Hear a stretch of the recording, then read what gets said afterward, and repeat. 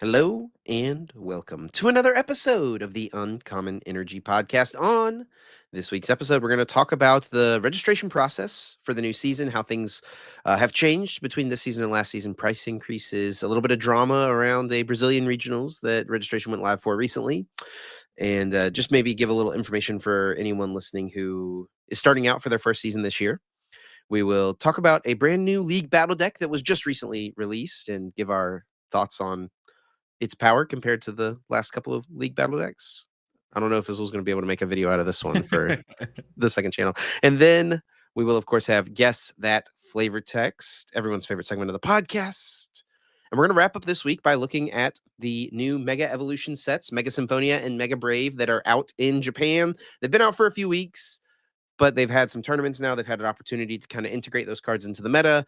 We'll take a look at some of the decks that have won some of the gym battle events over in Japan.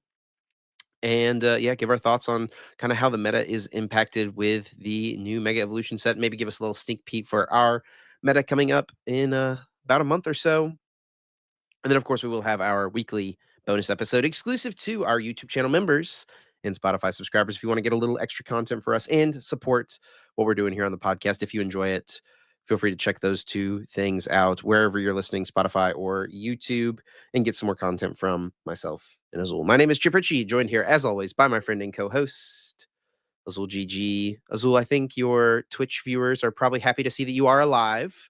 How you doing? How's your week been, buddy? Been fine. I've just been chilling. I could feel the burnout. Once I got back from Worlds. Did we do the podcast on Tuesday? Like no, we normally did? Yeah, normal time.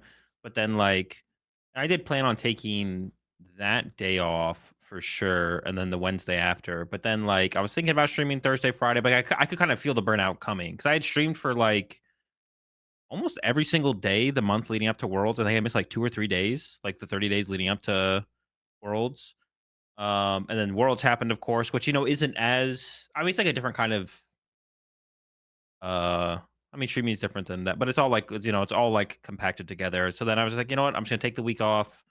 So I do plan on streaming today when this comes out, but there's maintenance today. Not today, but the day this is releasing. So I don't know if I actually will stream today or not. We'll see when we'll see when maintenance ends. If I actually end up streaming today or not. If not, I'll start streaming again on Thursday. But yeah, I could just kind of feel the burnout coming. So I just had to chill. Then playing some Valorant, and then started a new anime, Tokyo Ghoul. So that's been fun. So I've just been kind of chilling, hanging out. I've been doing some other stuff in the background as well to set myself up for content moving forward as well, which I'm kind of excited for. It's not any new content stuff, it's kind of back end stuff, getting my whole YouTube process a little bit more thorough. Have someone managing my YouTube channel and all that kind of stuff. So that's going to be nice. Shout out to Pablo for that. He's going to be running the back end of my YouTube channel moving forward, which is going to help me to be able to stream more and stuff like that. So I'm excited for the future of content. So I've still been doing content stuff, but nothing actually streaming or anything like that the last week or so. So, but yeah, that's what I've been up to. What about you, Chip? How's your last week been? Yeah, week's been good. Getting over our Samuel was a little sick, I think, coming back from maybe all the travel. I don't know exactly what it was. So he's been a little stuffy, and I think I caught a little bit of that, but kind of getting over it. It wasn't too bad, just kind of a little sniffle bug. But Samuel had his third birthday this weekend, so that was pretty exciting, and had family over and had a good time. And he's 3 years old, and so that's pretty crazy.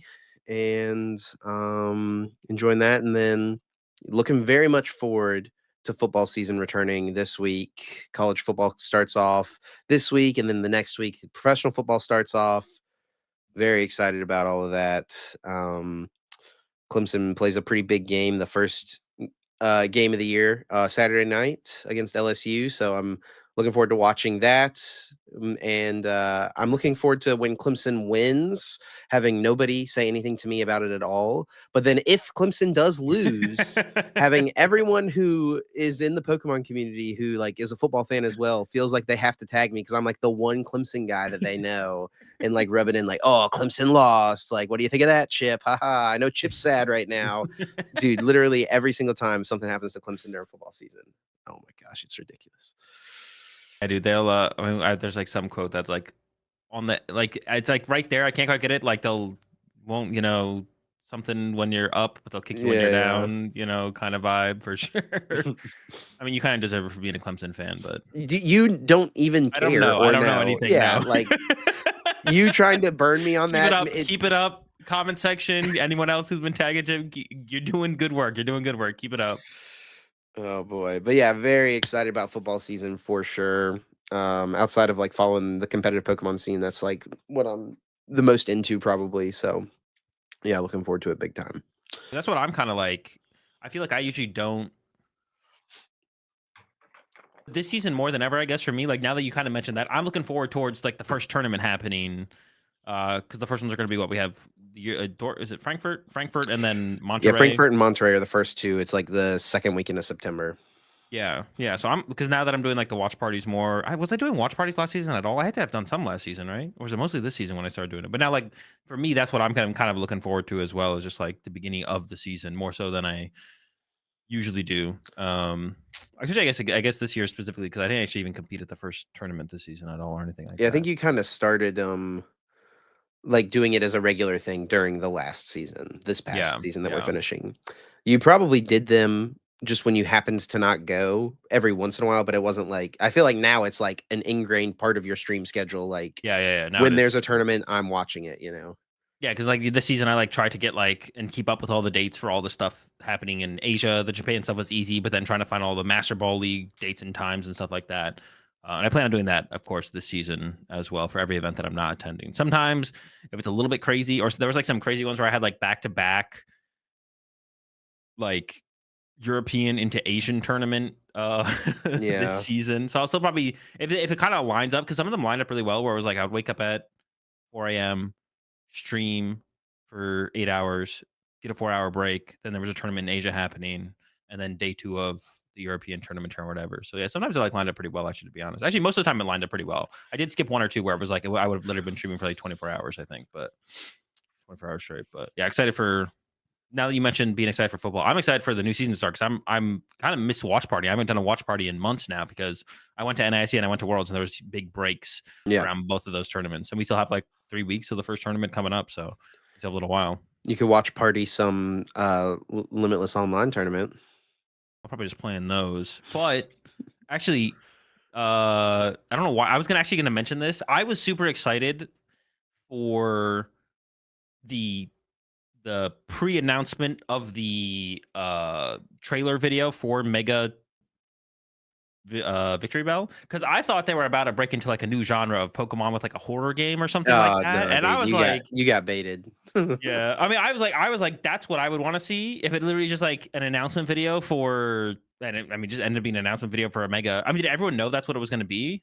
Because I feel like they didn't say anything in the initial tweet with the image of the person's hand on the fence or whatever. It looked like there could have been something or It as reminded me of what they did. I don't know if you saw this, but like when I think it was when the Ultra Beasts came to Pokemon Go, they tweeted these like ooh, this does sound kind of it familiar. was like found footage type thing of like these Yeah, disasters yeah, yeah, yeah. happening in big cities and stuff, but it was just like the Ultra Beasts coming into the real world into Pokemon Go, right? So I'm honestly maybe had the same thought about that back then as well. Like there were, and who knows? Maybe I mean we're going to Vegas this true. season for the first time ever, so they're branching out a little bit. Maybe we will eventually get to the point where Pokemon. Yeah, what the competitive Um, circuit does totally is a good mirror into what the video game developers are doing. Good luck. well, Yeah. honestly, I feel like over in like when you're comparing like well, I guess this is kind of all. It feels like TPCI is more conservative than TPC. It feels like overall, like a little bit. So I don't know. Like if they got like a start to get a little bit more crazy over there, like the Pokemon company decide to like branching out. I mean, everyone's like scared of like Amazon eventually taking over the world, with like having their hands in literally everything. But maybe it's Pokemon. Maybe they start to enter, Every video space. games, movies, and all types of genres and stuff like that. And Dude, that's what then, it's like in Japan. Do you not like, true. dude, Yeah, you there's a walk lot into a of supermarket in Japan and there's it's a lot of like Pokemon stuff. everything, man. Yeah. Everything. Pokemon, everything. Yeah, but that's what I was hopeful for, and then it would just turn out to be the. I didn't even watch the video because I completely forgot the time it was releasing. But I just saw people tweeting about Mega Victory Bell, and I was like, "Oh, that's what it was for." It was like, and then I went and watched the video, and I was like, "Okay, it was still kind of cool." Whatever announcement video for Mega Victory. But I was hoping they were entering like a whole new genre of Pokemon content and stuff like that. Not this time. Maybe in the future though. Who Well, I knows? mean, did you see? I mean, are you excited then for the new Pokemon fighting game that they obviously are teasing here with this post? Oh, I didn't even think about it being a fighting game. I just saw that. I was like, oh, there's gonna be a Mega Halucha. It's definitely for Pokemon Legends ZA. Oh yeah, never mind. Come on, Well, the buddy. only thing I got from this is that there's gonna be a Mega Halucha, which is which That I actually is before we started recording, I actually didn't know. I was like, is there a Mega Halucha? Like I didn't even know if there was a Mega Halucha or not. I couldn't remember there being one in the cards. I was like, I don't think there was one in the cards. I was like, is there one? And you're like, no. It's like, oh, okay. So this is like, see now I'm like, now I'm not even as excited for it because I feel like it's gonna be similar to the, maybe it's gonna be like a little animated short or something, just yeah. dealing Mega Halucha basically. Oh, Looking back at this was like the trailer leak where you were like, oh, it's gonna be a Pokemon horror game. Oh, they added oh, it's just a link to the trailer. Wait, hang on. This wasn't the initial post. I'm wondering if the no, initial post had like hashtag. there it Yeah, dude. is. Literally, you got baited. Hashtag Pokemon Legends ZA Oh, I right didn't even there. see that. Yeah, I literally didn't even see that. I just saw the hand on the fence image. I was like, oh, cool. To With be his fair, it face. doesn't look anything like what like the Legends ZA graphics or game or whatever Yeah. looks like. So It looks like one of the like I'm trying to think of like the like Outlast. It literally looks sure. like a literally like from a horror game. That could be from a horror game. For sure. So that's where my mind went. I didn't see the hashtag there. If I'd see the hashtag, maybe I would have thought different. Honestly, even if I'd seen the hashtag, I probably wouldn't have thought any different about it though.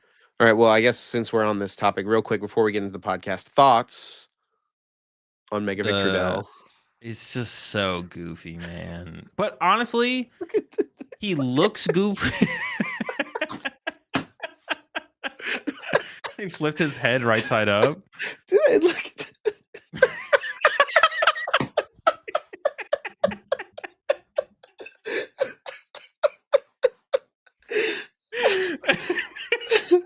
There's definitely some similarities there for sure. Yeah, I don't know. He's just a goofy guy, man. I don't know. But I feel like it looks goofy and then it is goofy, whereas like I don't know, Dragonite's kind of a goofy guy as well. But the thing is, like for me, with Dragonite with like the wings on his head, the only like lore I know of Dragonite, but apparently he's a little bit more goofy, is like from the third or second episode at the lighthouse or whatever in the anime. That's the only time I like. This is the only Dragonite lore I have. So I was like, I don't know, he's not that goofy. That's all you take about him. So, but I don't know. Yeah, it's fine. He's goofy. It's gonna be really funny. Like if this on Thursday or whatever is new mega reveals for these two Pokemon or for one of these two Pokemon, whatever it may be. If like they like blow Halucha's stomach up real big like Victory Bell and put lips on it. That's all they do to change him. Every Pokemon is just Mega Victory Bell. Mega Machamp exists though, right? I know that. No. There's no Mega Machamp. Oh, there's not. There's Gigantamax Machamp. Oh, Machamp VMAX. Yes. Yeah. Oh, okay. I thought there was a Mega Machamp. Nope. So this is so Mega Machamp is also new. Yeah. Two new Megas. Yes. Okay. Yep. Maybe it's also coming with the release of a fighting game. That's like one thing about Pokemon. Like this stuff all feels so slow because apparently there is like a. I don't know if we ever talked about it on the podcast, but on Unite in China, there's an auto battler, but yeah, it's only on Unite in China, and that's it. Unite in China is like a different game. Yeah, but like, dude, an auto battler in Pokemon would be so sick, and honestly, a fighting game would as well. But they already did that. Come on, I was gonna say. No, they already did that, and it didn't do great. In terms of like popularity, but like the idea of a fighting game in Pokemon is kind of sick, but they'll have to revisit that again in the future. But the fact that it's taking them this long to like put an auto battler out seems like a huge missed opportunity because I feel like the auto battler wave is kind of already come and gone, but like it's Pokemon, like it just makes too much sense. I don't know. Hopefully we get there eventually. Yeah, I don't know if a Pokemon fighting game will happen again because like they did Pokemon tournaments, and it did fine for a couple of years, right? But then it just kind of I don't know. I They were guess in like the petered out. Smash games, right? I mean, they're in the Smash games as well. So yeah, and that's what I was gonna say. Like, I feel like a party fighting game like Smash for Pokemon would be cool, but like, there's already Pokemon in Smash, right? So it's like that already exists. Yeah. So now they need to give us the auto battler though in horror games. We're getting there. Did you ever? Have you ever like with a group of friends or whatever played Pokemon Master Mode on Smash Bros. Oh, where you only do Pokeballs, you can only play Pokemon characters. Yes, I've done only that Pokemon before, yeah. characters and only Pokeballs like on high spawn Yeah. rate. Yeah, I've done that It's before, yeah. absolute chaos. And All right, definitely. well, let's go ahead and hop into our first topic this week, where we're going to talk about registration for the new season. So every year, I feel like we get kind of a little bit of a wave of newer players or people who kind of pick up or get interested in the podcast at the tail end of the season, maybe around Worlds, and maybe people who are interested in competing this year. So we want to talk about for everyone just kind of some of the new season stuff. Like price increases, some of the changes they made on the back end. But just as a baseline to start off, for anyone who's new, we wanted to kind of throw out there the how to find out about registration and where to register and stuff. So everything is managed by Arcanine Labs, who on their website is where you are able to register arcanine.gg for.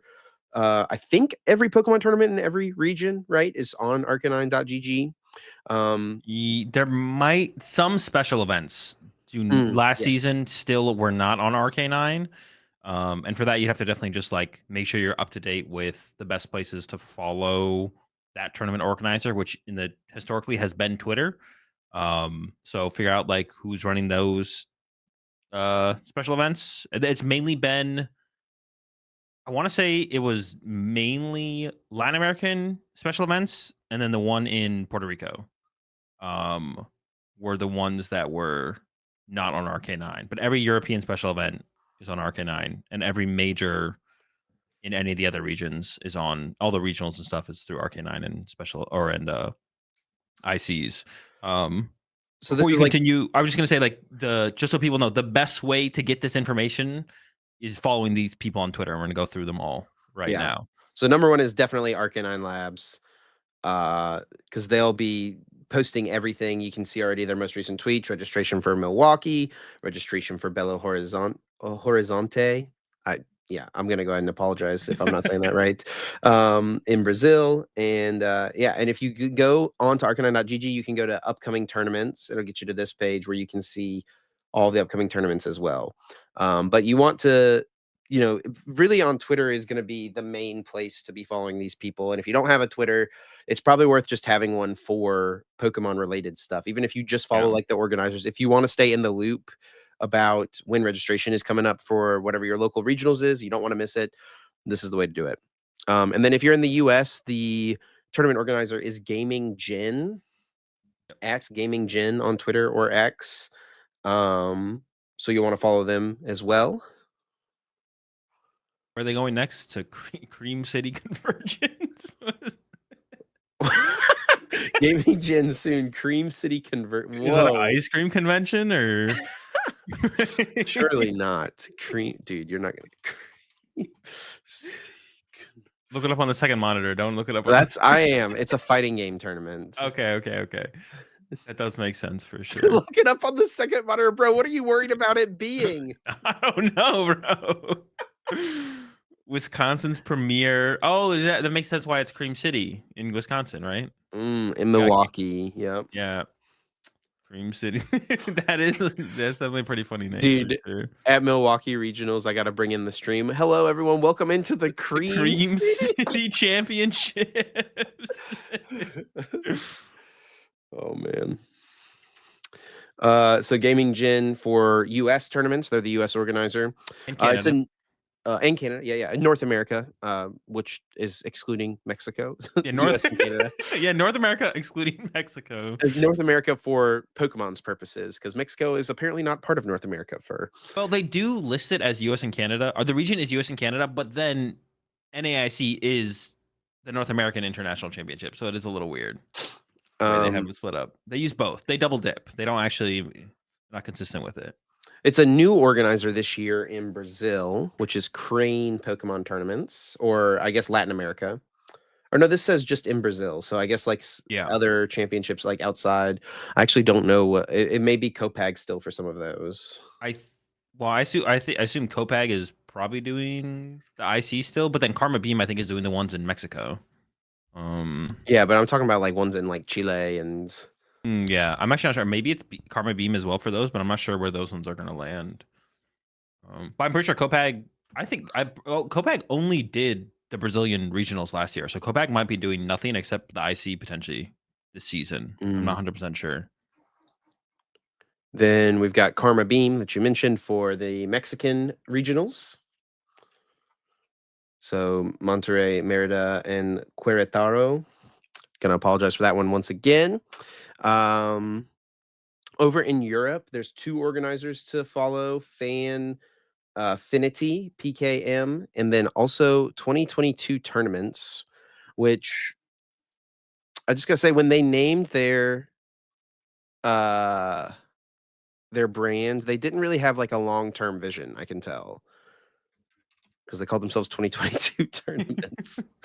And But did they start running tournaments? They literally started running tournaments immediately after COVID, right? Like this, like it all tied in. yes. Okay.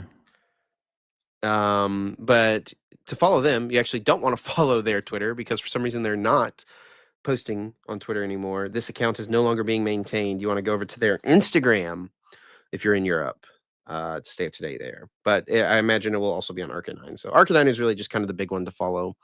And then finally in Australia, ESL Australia is who is the tournament organizer there, the account you want to follow there if you're trying to go to Australian Pokemon tournaments. Yeah, I think like some we didn't put these on the list beforehand, but I think following like Play Pokemon on Twitter and probably Yeah. Pokemon TCG as well on Twitter, or VGC if you plan on like competing in the video game tournaments. There's always a decent chance for some useful information being dropped on either of those accounts. So I'd go follow those as well.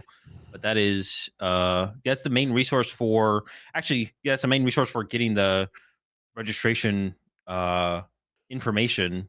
And I think from there, unless there's another one to mention, Milwaukee registration dropped last week, and it dropped with like 24-hour, 48-hour notice. So it was pretty quick. I saw some people complaining about that on Twitter actually.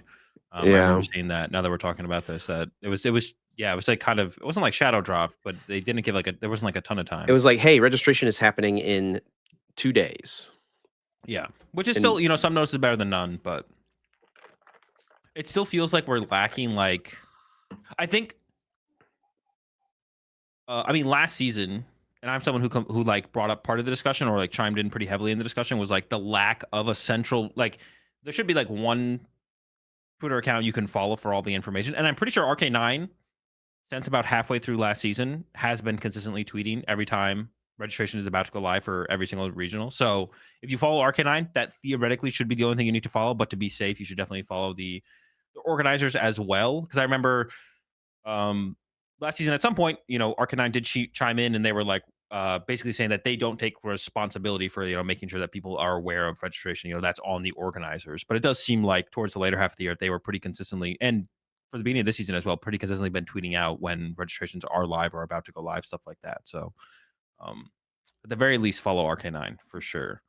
so a big change that people noticed when the first couple regionals went up, Pittsburgh and Milwaukee for the US, is that the price has increased for tournaments this year, which has been kind of the consistent trend the last few seasons. So last year it was $70 all of last season, and this season jumped up to $80 for the registration for regional championships. Yeah. So this is like one thing that I feel like there was like less of a complaint this time around than there was last year. Maybe it's like I'm trying to think of the correct analogy or like saying that people say, but like the Pokemon community has gotten used to being abused. So they're just like okay with it. They're just like, it's like Great meme, buddy. Great meme. it's like the meme. It's like registration is going to be another $10 this year. Yes, Yes, dear. honey. Yeah. Yes, TPCI. Yeah. No, it's the thing about this is like I'm not even saying that like it's maybe not worth the $80. It's really hard to quantify, right? Like how much. And that's like the thing when people bring it up in my chat. And of course, there's the classic. Azul's just like a shill for TPCI, but it really is hard to quantify, right? Like what? And I don't know if they're planning to do more with regionals this year. Probably not too much more, right? I think it's probably going to be pretty similar to the experience this last year. Events running smoother. Like judges are being compensated better now, and this is something I've always said about judges specifically is like, until judges get compensated more, it's like hard to hold them to a higher standard. I think we're getting to that point where now that they are being compensated more, it is like it's fair for the community to hold the judges to a higher standard now. So that's something I've said in the past. So I'm definitely like standing by that, where it's like now that they are being compensated more, hold them to a higher standard. Is this part of that? Maybe.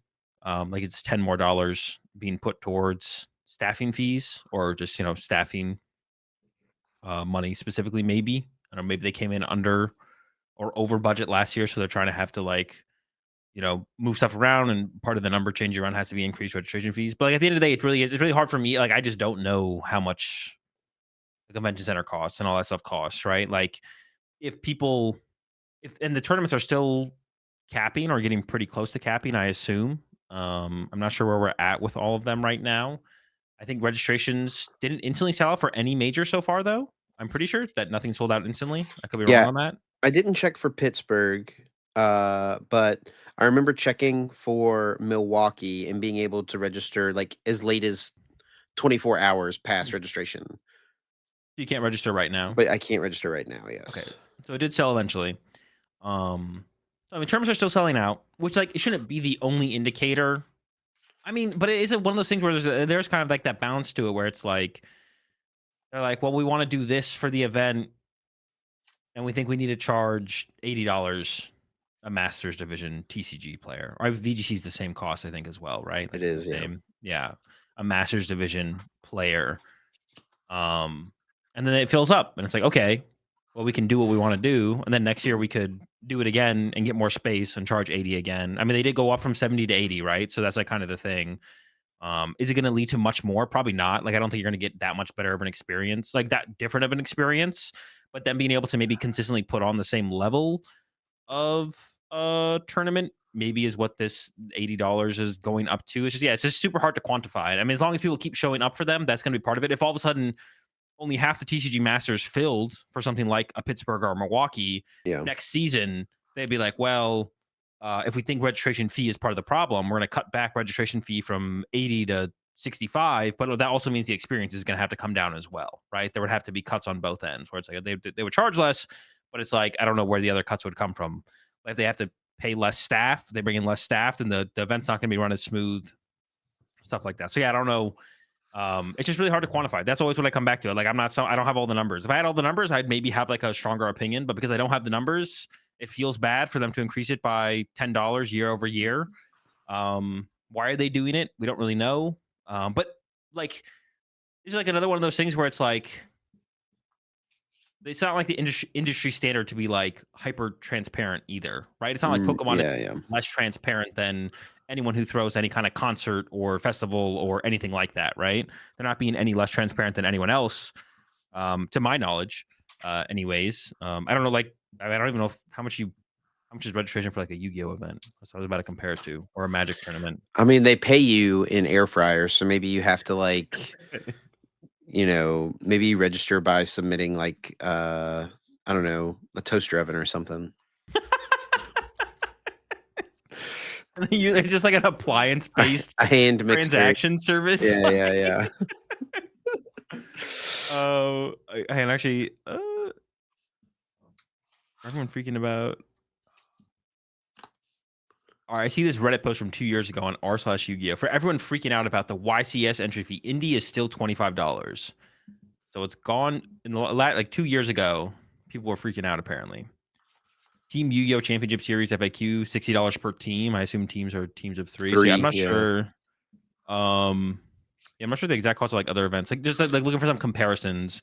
Also, it's hard to compare it to Yu-Gi-Oh! Because of the prize pool. Well, prize pool is a little weird though, because I believe like prize pool is provided by TPCI. Whereas Yeah, like, I the don't think tournament- that anything from the entry fee goes towards prizing. Yeah, entry fee is like literally just for like staff, convention center, like everything that the tournament organizer is running. But like the stream and the prize pool is separate from that. That's what TPCI takes care of. So I don't know. It's like really like I would like to have a stronger opinion on it, either negative or positive, and then like why. But it's just really hard for me to have like a super strong opinion because it's just I don't have the information. I have zero information to work with. Besides the fact that they just keep increasing it. It has been increasing, but I will say I think the experience overall at Pokemon Regionals has gone up year over year as well. Like I think they have gotten better and bigger, and they've been able to maintain like a similar level of uh enjoyment in the tournaments, despite them getting bigger. Right, the bigger they are, the harder they are to run. So They've arguably eventually, gotten more efficient, right? yeah, definitely. Yeah, I remember. I actually told this story to some people who are newer into the scene at Worlds. Like I remember Philly Regionals 20 whatever. We were in the convention center hallway because we got kicked out of the hall. There was like 200 players there, and they were reading off the list of names of who made it to day Yeah. two, standing up on the desk in the It was like reception area. it was 2016. That was one of the first regionals I went to, Yeah. was that So we tournament.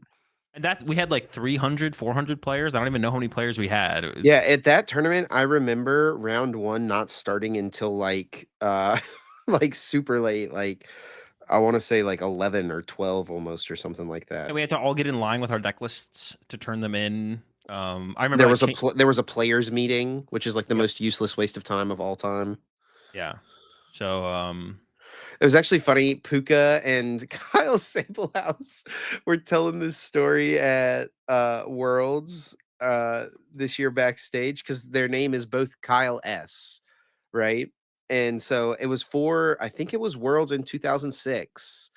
Um, where they were sat down for the players meeting. And for anyone who has not played since players meetings were in the game, basically it's like before round 1, they'd get everyone into a seat alphabetically yep. just to make some announcements about the tournament. You know, like here's how many rounds we're going to be playing, here's what time lunch break is, all this stuff, right?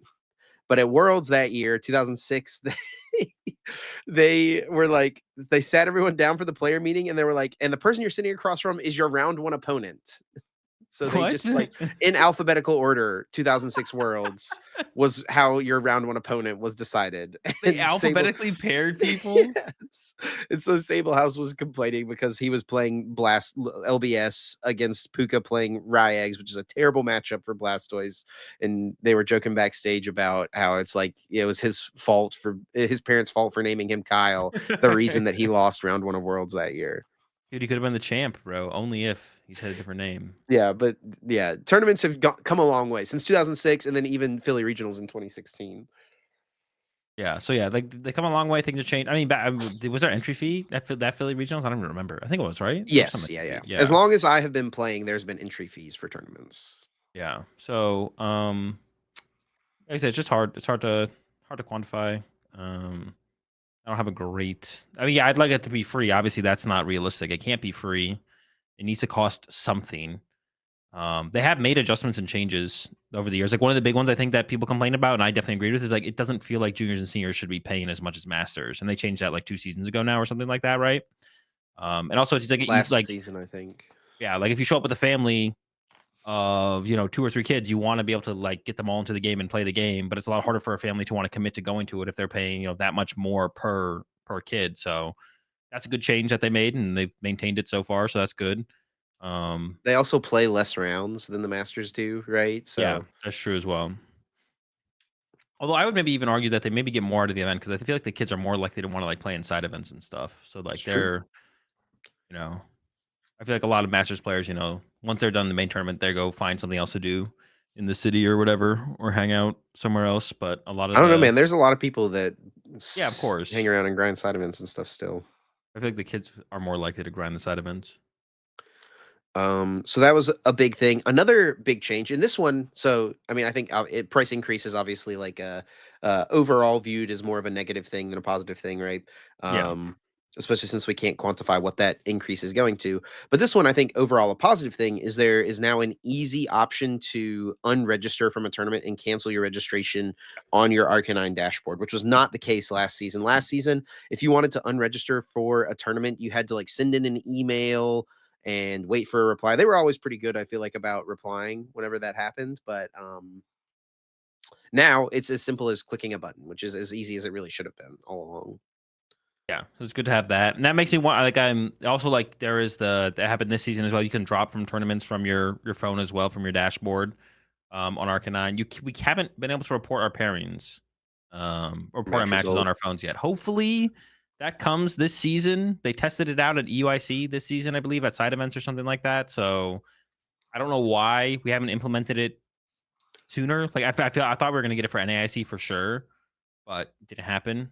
So They Yeah. probably don't want to try it on such a large scale event. I mean, then just start pick the first regional in Frankfurt sounds good to me. Then let's just Yeah, run it. yeah. We got to do it at some point. You have to pull off the band-aid at some point and get it going. Like they do it in Japan. They do it in China. They do it in all the Asian tournaments, I think. They do it in every other card game too, as far as I'm like, maybe not every other card, but they do it in One Piece though, I'm pretty sure. Like they do it on RK9 in other card games. So like I Yeah. don't know what we're waiting for. You just need to do it. Like we just need to be able to get to that next stage. And that'll help the tournaments be that much more smooth, right?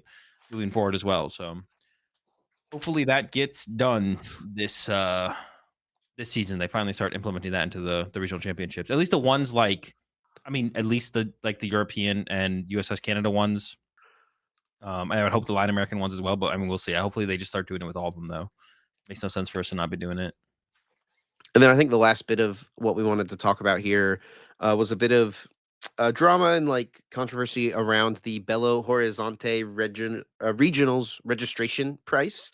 So it's the first regionals that's happening in Brazil.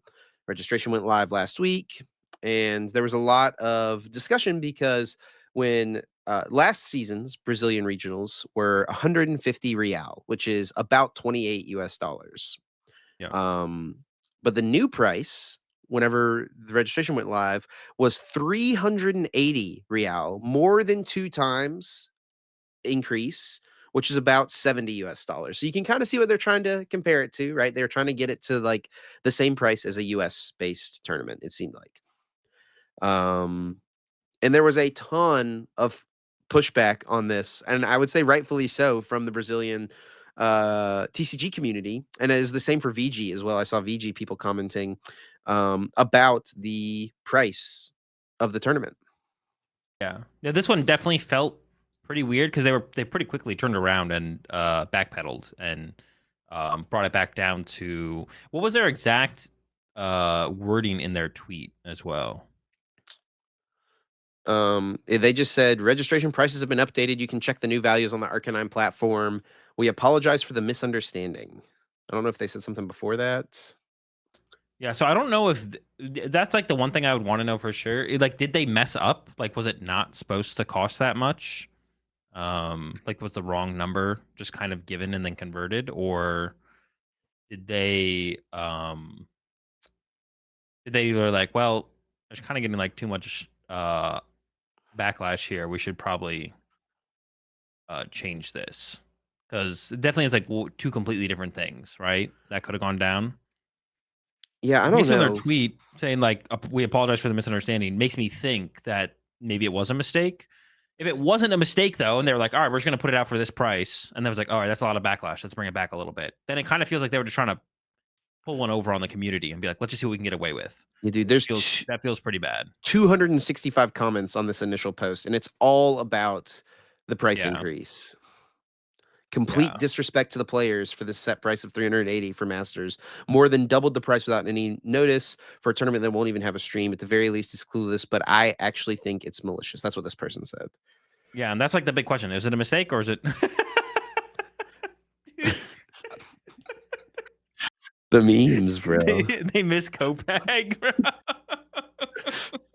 Oh man. Oh, that's because like yeah, no one liked how Copag was running stuff there the last couple of years, or for quite a while down there. So that's funny to see for sure. Yeah, I don't. Yeah, if I mean, it really depends on if it was a mistake or not. Because if it wasn't a mistake, then it feels like they were trying to get away with as much as they could, and they were just like it almost just like, hey, if there's not enough complaints, we can just charge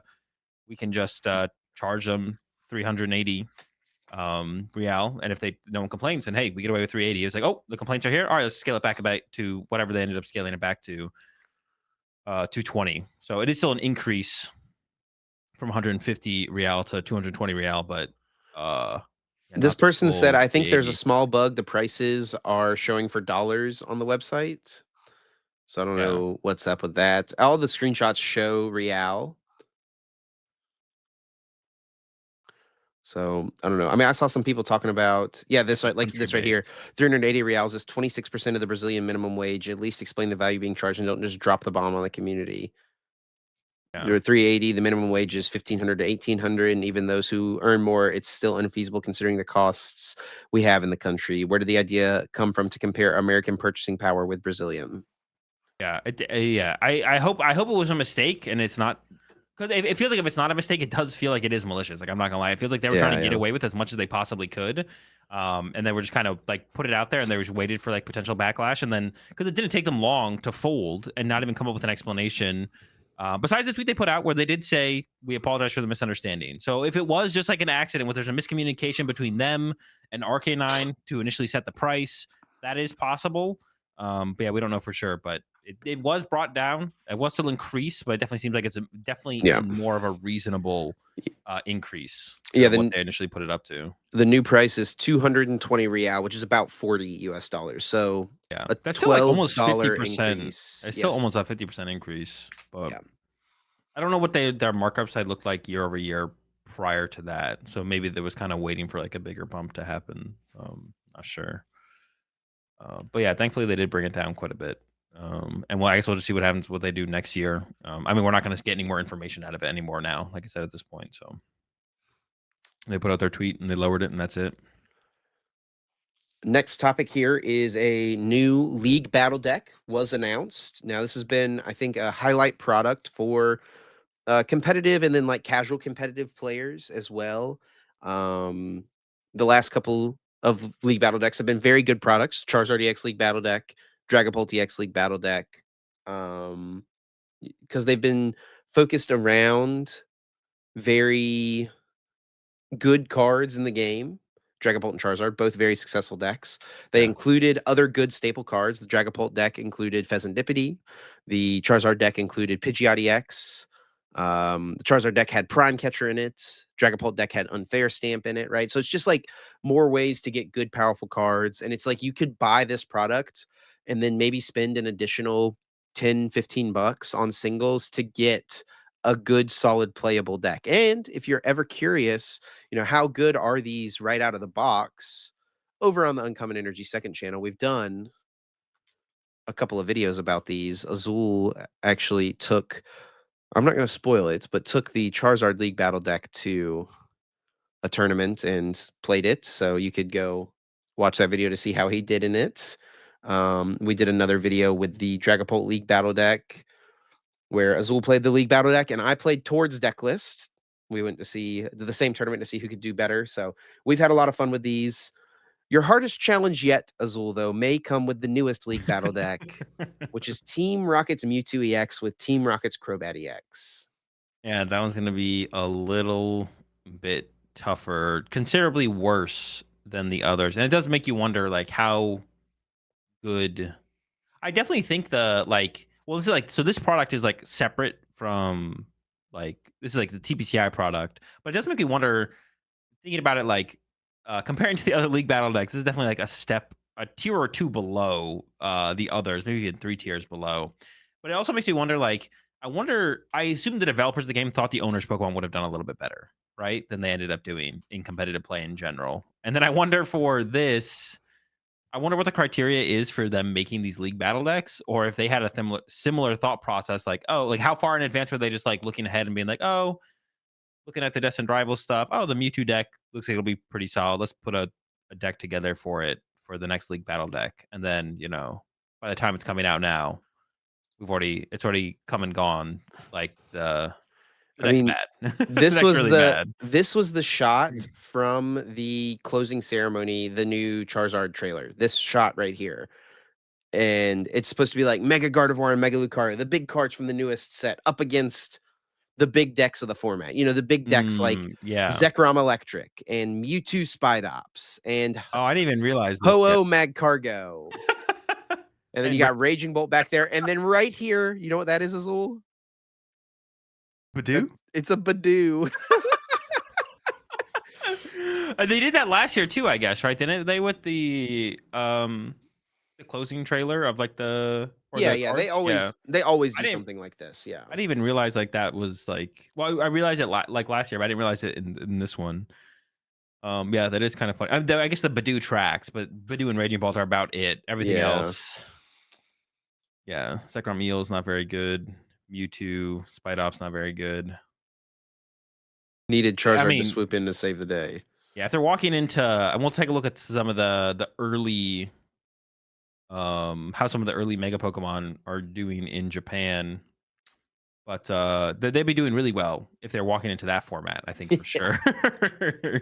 true. Megas would be dominating for sure if that was the format they were walking into. But yeah, this League Battle Deck definitely underwhelming compared to the last couple. And it can't really be a product, unfortunately, that we can really recommend people pick up. Like if they're trying to get into the game, stick with the Charizard or the Dragapult one for now, right? Like there's like even like those cards will rotate before the Rockets cards, but even then, this probably wouldn't be worth getting. Like you get Scramble Switch as your ace spec. Like, it's so bad. Yeah, I saw someone say like TPCI is doing everything in their power not to print a secret box again. Like, They're trying dude, their secret hardest. secret box is almost $20 right now.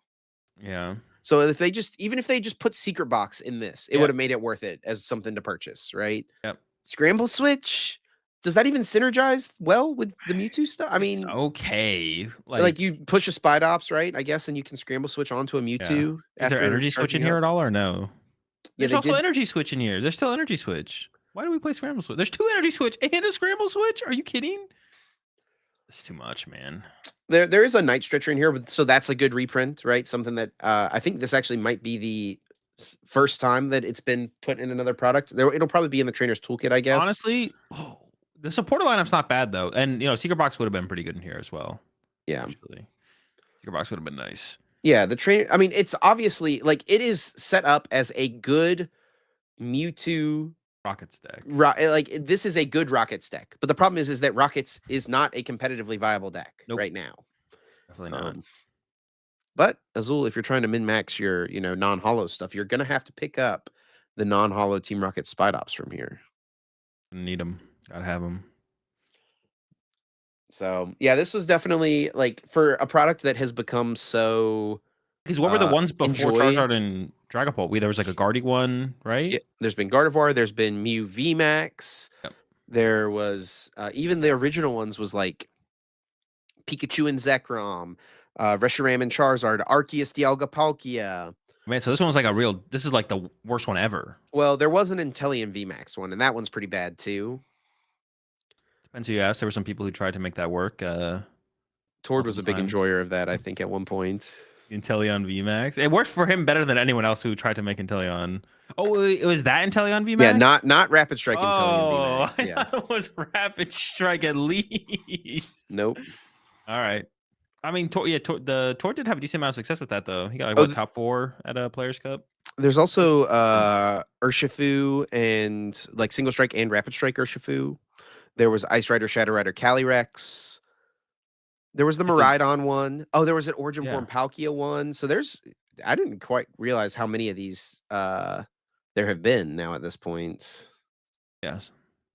So it really was just that one and the Inteleon one are like the big duds. And this has become like a product that is like super good in the game, to be honest. I mean, it's not that big of a deal. It is kind of unfortunate because, like I said, I don't think we could really I wouldn't recommend anyone pick this thing up, like we've been able to do with the past like a lot of them, like the past 4, 5, 6, 7, 8. I don't know. There's a lot. They've been pretty good for a pretty long time now. Basically, every single one of these, except for the Miraidon one with Regieleki VMAX, like that Even wasn't that ever one really a wasn't thing. terrible, I don't think. It wasn't terrible. It wasn't terrible. And I think what A spec came in this? Was there an A spec? Oh, and this is before A specs. There was Forest Sealstone in this thing. That made that worth because Forest Sealstone was like $10. Yeah, it's definitely one of the weaker ones. One of the weaker ones since like I don't know. I mean, even Ice Rider Calyrex, was like it had a moment, right? What was in this build of the deck, though? I wonder. You want me to find the deck list? No, it wasn't Inteleon though, right? They didn't have Inteleons in there. No, Inteleon was in the Inteleon VMAX one.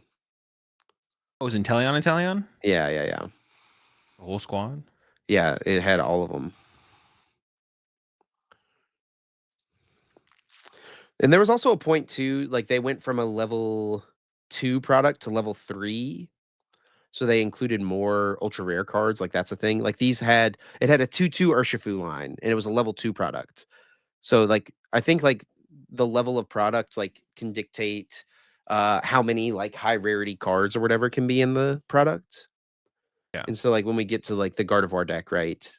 Greninja, Lumineon, Mew EX, and 3 Gardevoir, right? So it gets up from there, but Yeah.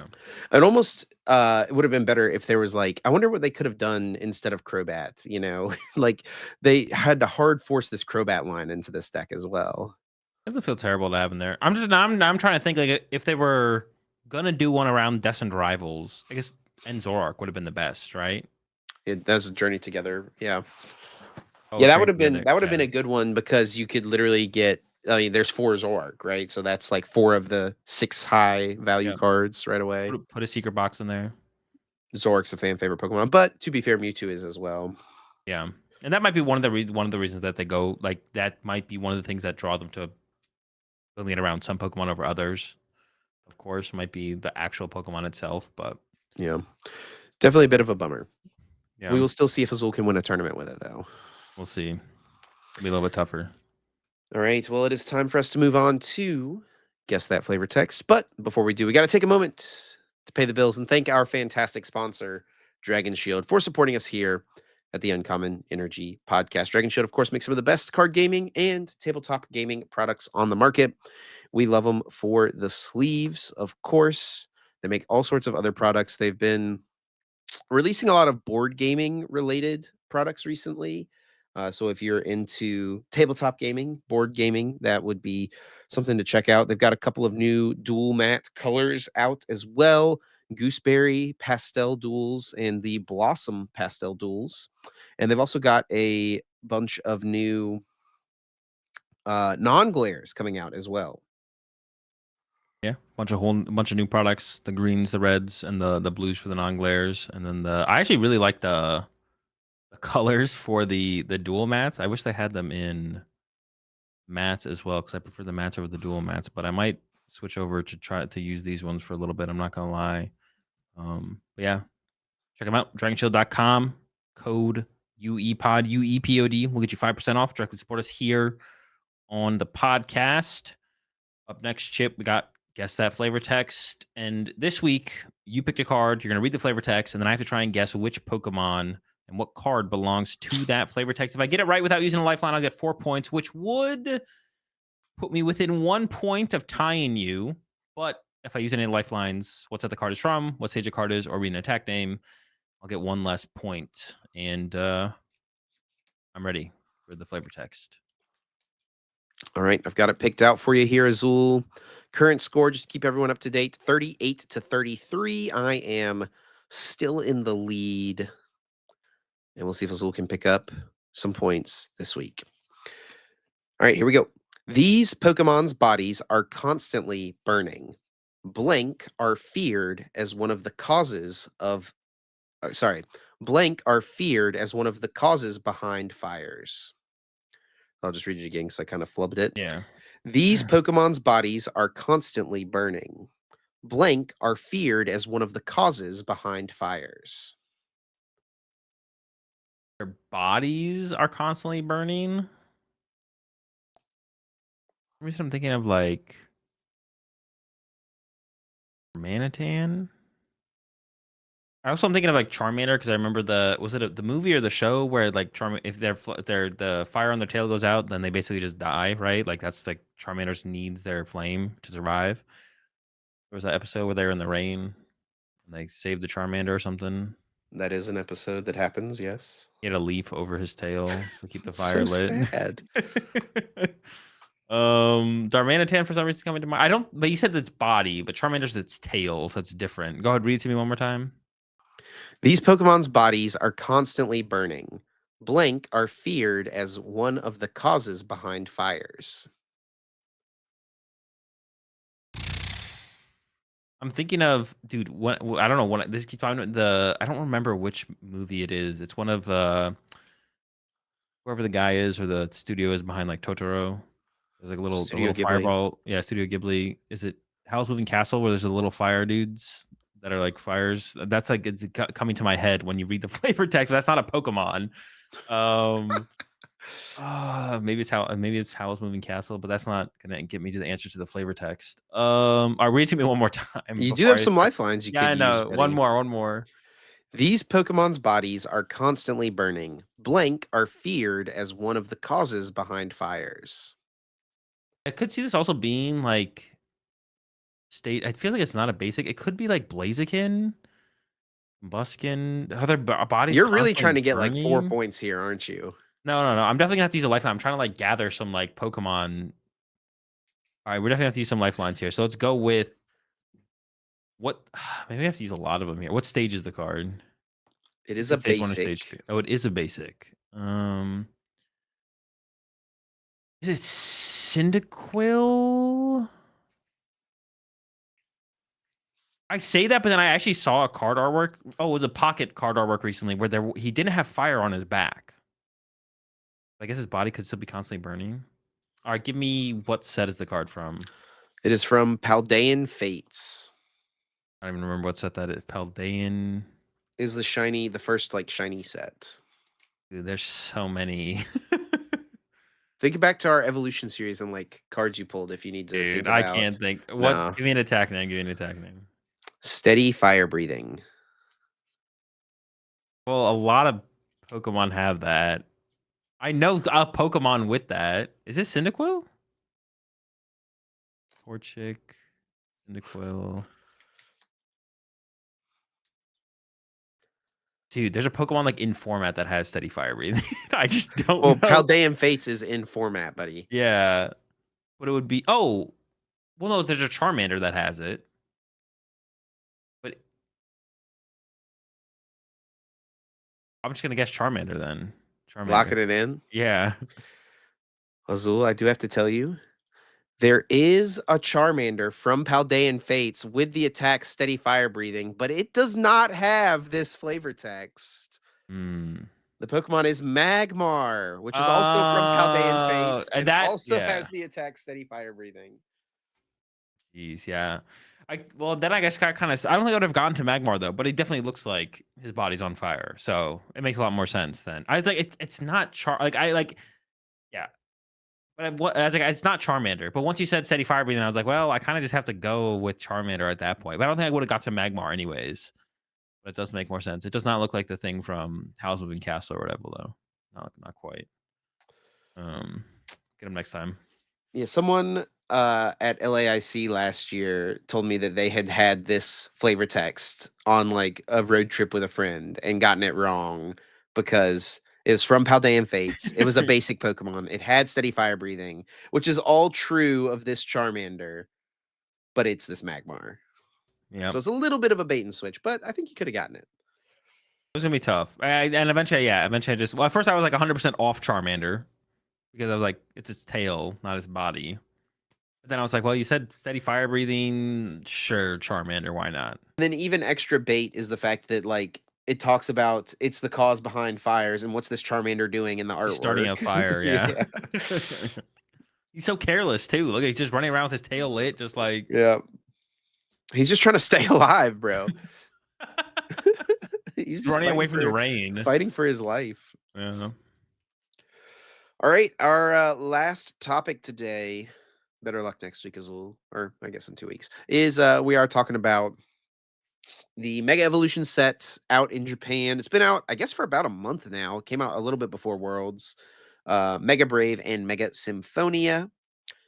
And we're going to look at some gym battles to take a look at what kind of impact they have had. I guess before we do this, actually, I'm going to look up the The tier meta breakdowns. list. Yeah.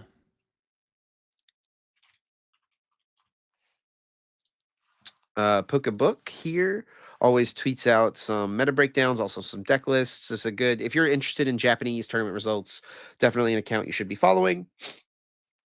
Yeah, from I guess the last couple days, here are the winning decks from gym battles. Dragapult, Gardevoir, Raging Bolt. Oh, interesting. Okay, hopefully there's some Mega Pokemon here. Oh, the next tier. Golden Go, Charizard, Grimmsnarl. Oh, well, surely we'll see some Mega Pokemon down here. Oh, Terrabox, Archaludon, Garchomp, Zoroark, and then we do have Lucario and Manectric sneaking in here. No Mega Gardevoir stuff. Well, hold on. I think Mega Gardevoir is in the Gardevoir decks. Is it though? I That is think the so, question. yeah. Most of the Gardevoir lists that I've seen have, like, a Mega Gardevoir in there. Okay. But my guess would be that there's Mega Gardevoirs in these Gardevoir decks. And then I don't know probably in for these sure. Archaludon decks, I have to imagine they have Mega Mawile, right? Yeah. Yeah, I would assume so.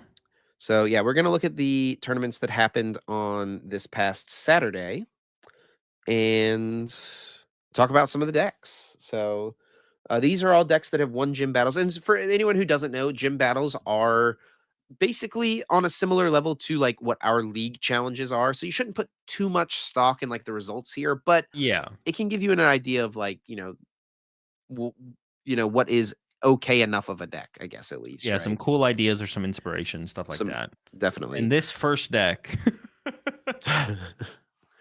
The Mega Absol Turbo. EX. That's actually kinda cool. What is it? It's you're trying to pull off the second attack, and it says what, 260 damage? Yeah, 260. I'm gonna look up the translation here. If your opponent's active Pokemon has exactly 6 damage counters on it, it's knocked out, and its second attack Or is 200. 200. Your opponent reveals their hand. You discard a card you find Oh, there. you get to pick, though. I forgot about that. Yeah, you get to pick. And there's grabbers in there as well. Unfair stamp. Mochi, so you can be hitting for up to 240. I actually kind of like this. That deck's kind of cool. It's probably not good, but it's pretty cool, actually. Turn 1 Absol attack with the Janine E-Switch, and you have Energy Sticker in there. Yeah, you can motivate as well. Go second if you don't have it set up. Motivate, get some energy in play. Yep. And then attack on the next turn. Yeah, I forgot that it looked at the hand and then discarded. I actually don't hate this. Like turn 1 going second, that Yeah. can be pretty devastating, to be honest. Your opponent hadn't gotten to play a supporter. You take the supporter out of their hand. Yeah. I'm actually kind of excited to try this deck, Turbo Absol. When This is just such a cards this is drop. like that Trevenant Dusknoir deck in expanded, dude. Like Yeah. It on a definitely is much toxic. not nearly as toxic, but like this is toxic, right? If this was good. Yeah. Get some judge in there. We got a Roaring Moon EX deck with Cinderace. Is every deck just like a turbo deck? The ones that are winning league challenges. Yeah, the Cinderace, for anyone who doesn't know, it's a stage 2, but if you open it in your starting hand, you can put it on your bench. And then for a colorless energy, it does what, 50 damage, it looks like, 60? And then accelerates 3 energy from your deck to one of your Pokemon in play. So it's definitely gimmicky, for sure. Got the Vegito. Sadas. This one also has energy sticker. Yeah, energy sticker, Sada, a Janine. Another turbo deck. We've got a Incineroar deck. This is the first one we're seeing the Lily being played, Lily's Determination. Yeah. Makes sense in a stage 2 deck like this. Yeah, gonna see a lot of that. What are the other Pokemon? Is that a Charizard? That is a Magmortar. What does that one do? Oh, it increases the burn damage, right? Yes, up to 30. Yeah, so because you burn with the cat, right? Yeah, it does like 250 plus burns, I think. Yeah. Or 240 plus burn, 240, 240. So what are we KOing with that then? Into like 280? We don't have like a maximum bell in here. We have a Defiance Band. I don't even know what we're getting. It can KO the basic Mega Pokemon. Okay. And KO stuff like Zoroark EX, I guess. Other Pidgeots. You can set stuff up to be KO'd coming back into your turn. They, of course, could flip out of burn or retreat out of it, so that's not a great strategy. Yeah. You have a Defiance Band, so you can get up to 310. I feel like I played an Incineroar deck, I feel like, recently that played Maximum Bell, and then the Magmortar like made way more sense when you have Maximum Bell in there. Yeah. Without Magmortar Maximum Bell, does it feels not a little stack, weird. right? No, it does, but getting 2 of them set up seems tough. Yeah. So they take 5, 290. And it's like slightly telegraphed what's happening. So everyone's just like, So oh, with the Defiance boss. Band, it's 320. Wait, just plus how much? It's plus 30, so you take 20, right? Naturally, so Oh, 240. if you have 2 of them.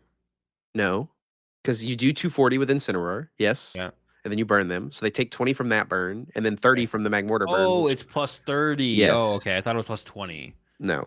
Okay. So it's actually a little bit more reasonable then, for Yeah. sure. You do 320, you knock out Dragapult. Okay. I'm not going to get there against Charizard, but that's fine. We got Alakazam. I don't remember what this thing's attack does. I know that it's like when you evolve up, you draw cards. Yeah, when it evolves, you draw 3, and then its attack does 20 damage for each card in your hand. Okay. So I'm actually kind of excited for this deck as well. I'm gonna be honest. The deck actually seems kind of cool.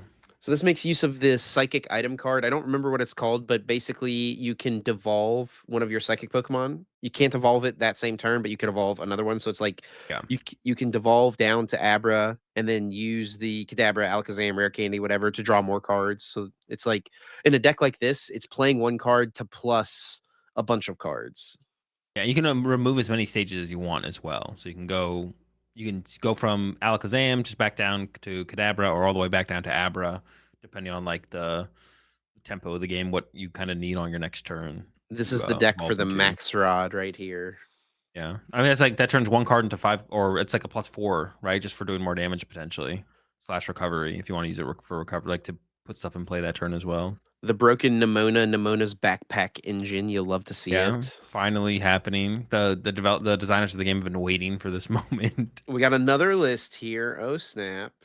I forget what Oh, I don't know this what the other one does. this actually reminds me. The gym battles. Like, what's cool about them is you get promo packs, I think, or promo cards at least, similar to maybe like what our prize series packs are. There's other prizes too. I think like there's exclusive sleeves and stuff that players can win for participating in these. That's where the duck comes But from. that's where like these gym promos come from, is these gym battle tournaments. So like that's how you would get Mm, cards like Psyduck or like Buddy Poffin, or not Buddy Poffin, what's it called? from Cramomatic. Chromatic in the Cramomatic past, was yeah. one, yeah. Dude, another Alakazam deck. What the heck? Well, they're all in order. It's in alphabetical order, so Yeah, then I you get all know. the I'm Zams. just on the same It's day. yeah, 3-1. What the heck? Yeah, exactly. They're all 3 winners. dubs. Now, I Are we think a actually gonna card. have now that we because I got reminded of the duck. Is the duck legal for the first majors of the season? No, right? No, because I guess it depends on when those Mega Evolution blisters come out, but I don't think so. Dude, that's so bad. Like, come on. I feel like the duck does a lot for the metagame as well. Like, Poltnor is like a big like if you could just like instead of being like I'm just gonna take a bad matchup to Poltnor, if you could just be like, oh, I can't lose to Poltnor, and Mhm. unless you focus on the rest of the metagame, or like Poltnor just doesn't become a viable meta deck anymore. I feel like things would have been could be really interesting in this format, but like I guess we're just not gonna have. Is it gonna be? I guess we're just not gonna be legal until megas come out at all. Which who knows if Poltnor's even good at that Well, point. yeah, it's a Mega Evolution blister pack promo, so. Yeah, true. Yeah. So literally, mega cards will be legal when that's legal. Well, based on the tier list that they put out for this format, Dragapult seemed like it was still doing fine, so. Who And knows they if have they want to put Psyduck. it as Nor. I don't know if people are playing Nor though. That It is might be fair. Norless Polt. I like the name of this deck, Akatsuki the Bear. This is actually in this one. There's another big card. I feel like maybe one of the biggest cards actually to come out of the set, besides Lily's Determination, is the Soul Rock Lunatone combo. Yeah. It's been So seen in a lot of decks. so the Lunatone has an ability. You can only use it if you have a Soul Rock in play, but you can discard a fighting energy from your hand to draw 3 cards. So it's like a better concealed cards, but you effectively have to give up 2 bench spaces. And you got to get 2 Pokemon in play. But that's a worthy trade-off for any fighting deck, pretty much. Yeah, and then also you get to play. You can play the new fighting item card, search your deck for a fighting energy or a basic fighting Pokemon. So that helps the consistency, especially in something like this.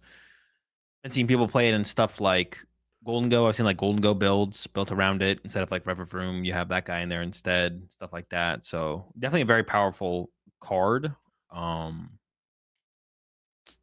yeah, specifically being able to play it with the fighting item card, I feel like is a pretty big deal though. Like if you can't like in Golden Go specifically, you kind of don't have room for that. But other decks definitely decks that can find the room for Oh, that, is it's it gonna be any a little bit easier. is it any energy? It's not just fighting energy, right? I think it's just fighting energy. Wait for For the Soul uh Rock. I think it's just fighting energy. If you click on it, there'll be a fighting symbol, or there won't. Can't see it. Hang on, I'll look it up real fast. Let's see. Soul Rock I actually think it said, might be any energy, is which it makes it much actually? better. I could be wrong though. Oh, buddy, look. Oh my gosh, your favorite archetype, Azul. And I'm scrolling down for the Soul Rock real fast. Oh, Nope, it's basic fighting energy card. okay. Good to know. Here's your favorite archetype, buddy. Or Chaladon. Oh, Poison Dawn. With of course. Wait, why is there the Latias EX in there? Can't it attack on your first Oh, it's turn? for the first attack. Yeah, Does it switch because to the it bench? it switches, I think, right? Oh, so you can like donk Monkey Dories now. You can donk a lot of stuff. Honestly, that might make it worth it all of a sudden. We might be getting to the point where it's actually this deck is actually okay. The deck's bad, but it might be okay now. Dude, why is there even Archaladon in here? It's just a two. Well, you need some follow up. You need some kind of follow up. Yeah, I feel yeah. like Moon might still be better though. Having a Roaring Moon with gouging, frenzied gouging might still just be the better move. You know, to want to KO anything on the follow up seems a little bit better. The Maybe still. Archaladon is just more self-sufficient. You gotta really work to set up the Roaring Moon. That's probably the main issue. Yeah, I could see it. But yeah, Donk. Another one. No Mawile on that list, which is kind of sad, I guess. But this one has the Mawile. Yeah, Mawile here. We got a Mega Kangaskhan deck. I want to call it a Mega Kangaskhan. Oh no, it is a Mega Kangaskhan deck. Never mind, there's 3 of them. I thought it was like an Archaladon or a Terrapagos deck that had a Mega Kangaskhan. I thought it was a 1, but that's a 3. Yeah, so the Mega Kangaskhan, what? It does 200 damage and then like flip till you get tails, 30 more for each heads or something, right? Yeah, and you get the Bouffalons with the was it Boofer? Yeah. With the yeah Boofer, get that involved. Bravery Charm, Monkey Doors on the back line. I mean, it's pretty tanky. What is its ability? Is it draw 3? Draw 2 when it's in the active spot. Okay, was it? I thought it was draw 1, draw 2 more if it's in the active. Am I trolling? I might be trolling. I think it's only draw 2 only while it's active. Okay, I think you might be right. Yeah, I think I might be too.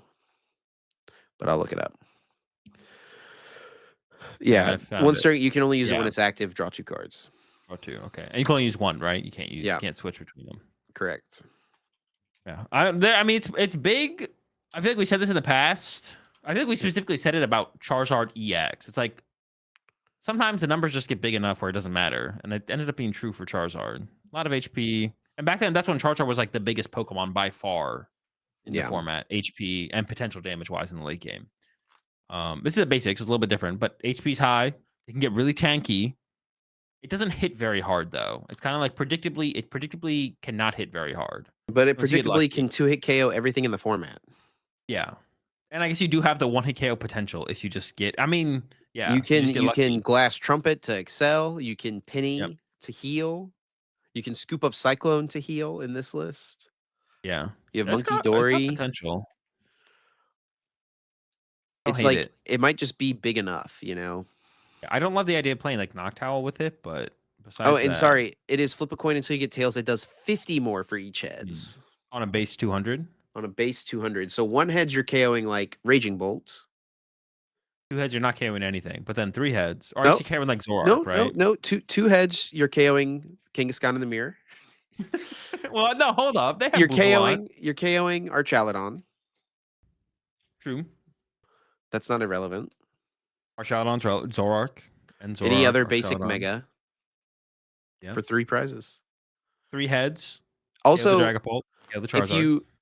if you I don't know if you just said this, but if you use the Monkey Dory, right? Yep. That's a little more damage, right? Now all of a sudden you're doing 1 heads 280, 2 heads 330. I guess maybe you don't have to get too lucky. Just a little lucky. And the thing is like it's not going to happen every game, right? But over the course of a tournament, right? It will happen sometimes. Yeah. That's just how statistics and odds work. Well, you could get 0 on a tournament run. It's possible. No big KOs. It is possible. You'll probably get a heads or 2, but no big KOs. You also could possibly flip 30 heads in a row. Yeah. Just keep going. It's possible. Oh, the Ho-Ohs box. Anything new? Like what this list has?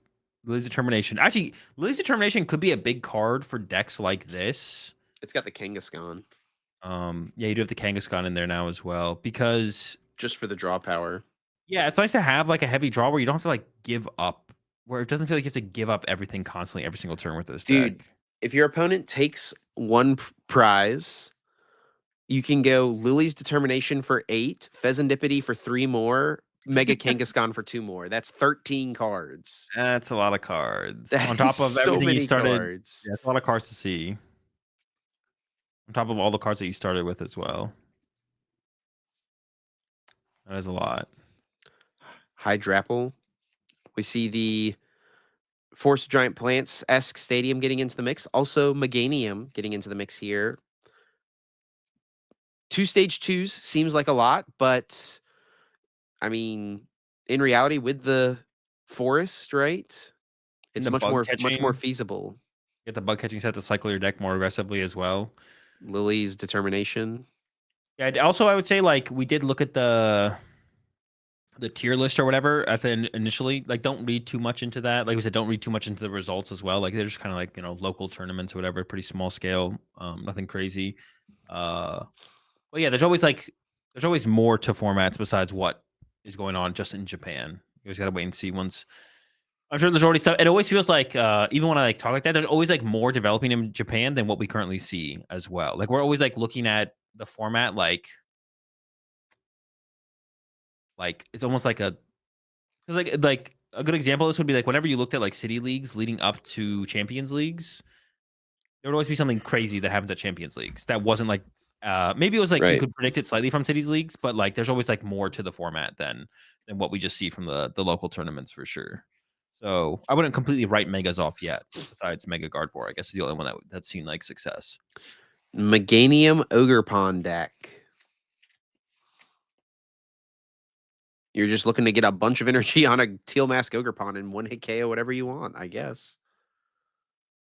And then you have the options of Cornerstone Mask and It just multiplies all your grass energy, right? yes. Okay, so Makes like you 1 grass energy, 2 grass energy. yeah, so you can go attach E-switch water pawn and then do it Yes. again. Yep. Okay, I don't hate it. This list has Medium. Lily and it also has Drayton. Well, I don't know about the Drayton, but It finds your I guess it's stadium like card. oh, that's true. It does help you dig deeper out of the current hand. Okay, maybe it's not terrible. I don't hate it. I think the decks we've looked at so far, this one's the most interesting to me, the Hydrapple. Ganium. Yeah. It's got the Is Max there Rod in here as well. there's a Bulu in that one list? Oh, yeah, that guy just does a ton of damage, right? 220 or 230? Yeah, for 4 energy. So it's just like 2 energy, which isn't Yeah, terrible. yeah. And you can So accelerate it with the Hydrapple. yeah.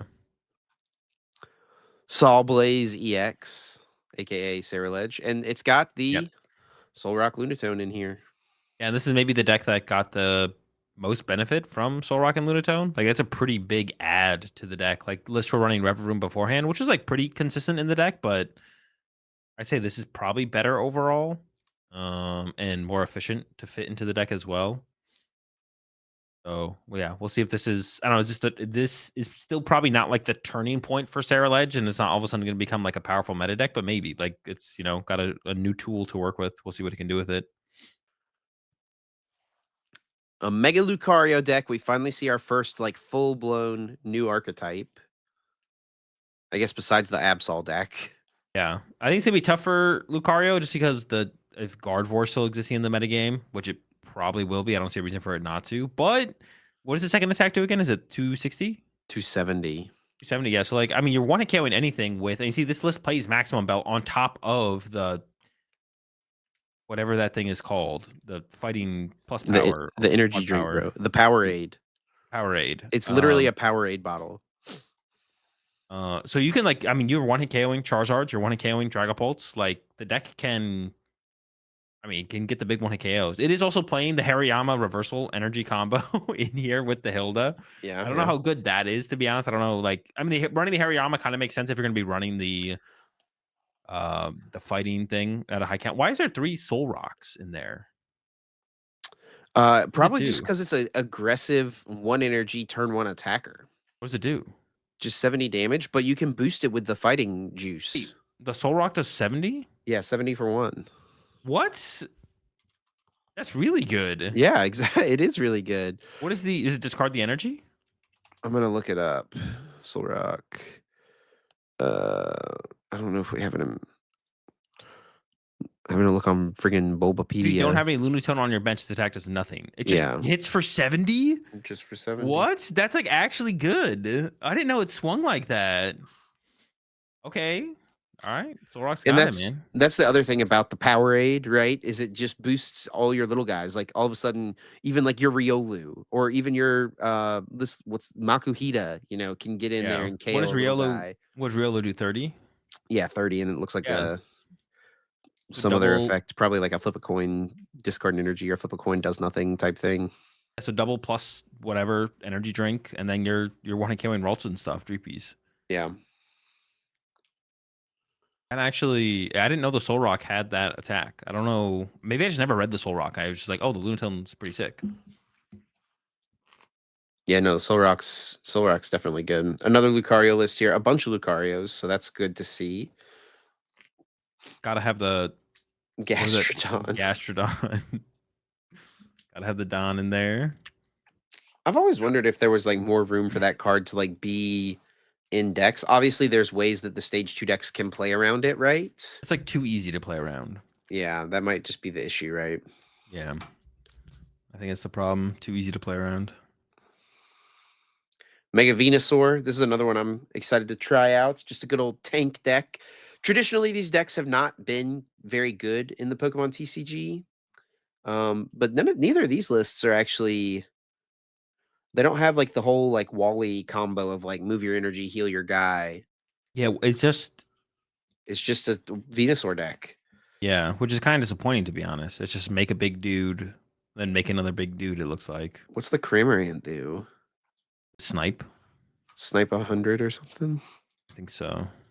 That's in the format already, right?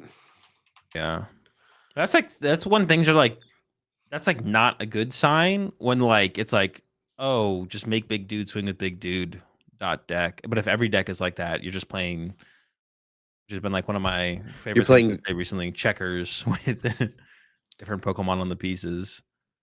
But it's like the VMAX format. yeah, dude, that was a tough format for sure. The Cramorant does 120 and then discard all energy attached to it. 120 snipe. Yeah.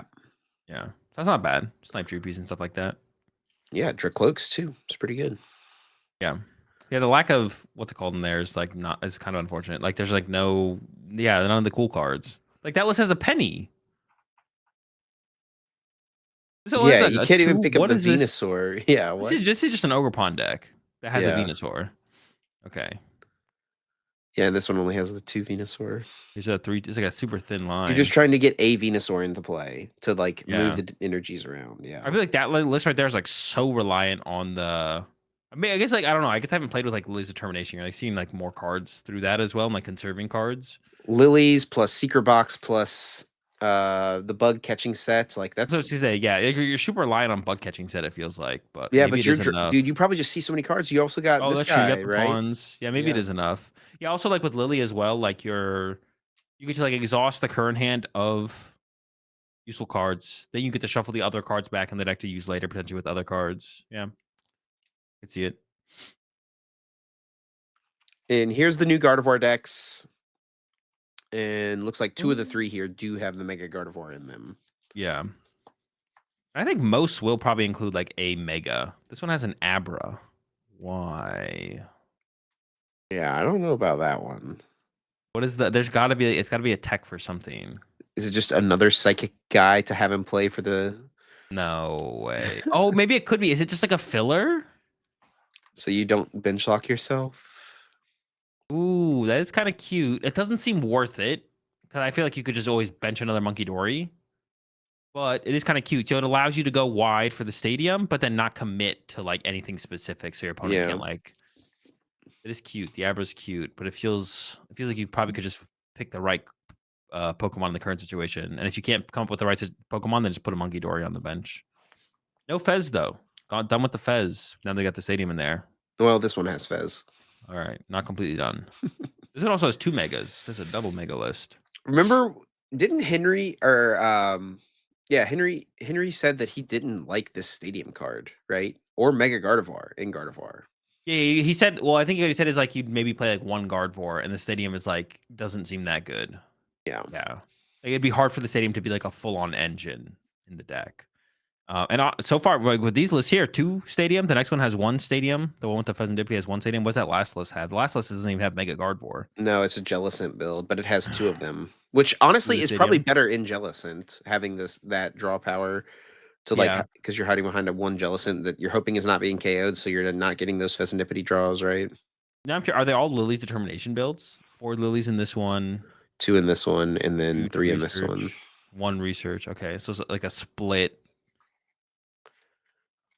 Just seems like such a good card, though. I'd want to play 4. Yeah, it makes most sense probably in this build because you're being a bit slower most often. Because, like, just thinking about it, like, if you play... Well, I guess if you're playing a research... Like, the power of research is being able to discard energy, to be honest. And you Sure. can usually pretty efficiently exhaust your hand of resources.